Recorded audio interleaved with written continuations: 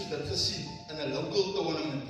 So die energie wat ek hier kan voel en wat ek sien en die potensiaal wat ek hier sien. En ek praat met die Afrikaners ook van julle stort in die jong manne in. Julle sien daar buite, ons het nie rolmodelle nie. Daar is nie ouens daar buite wat julle wys, luister, hoe gaan dit? Ek weet ook nie by julle huise, hoe is julle huislike omstandighede is, maar daar is maar en papa daar, is julle ouma kinders, you know?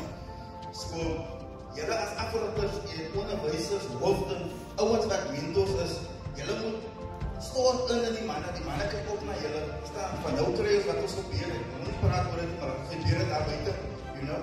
En ons het julle nodig, en julle is die paas van môre, julle is die mans van môre. En rugby is great, maar rugby is ook 'n vehikel, rugby is 'n tool wat jy gaan vat.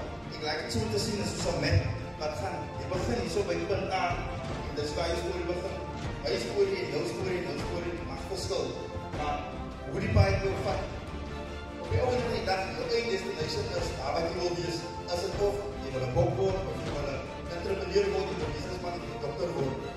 Dan gebruik rugby as 'n tool. Kom manne hierso wat weet, rugby is 'n great tool om te gebruik. Suksesvolle ouens wat rugby gebruik het om te gaan studeer, gaan na hoërskool toe, gaan study verder. Daar's 'n klomp opportunities in hierdie toernooi. Gaan baie van die opportunities weer opmaak. Ouens, ek wil net afsluit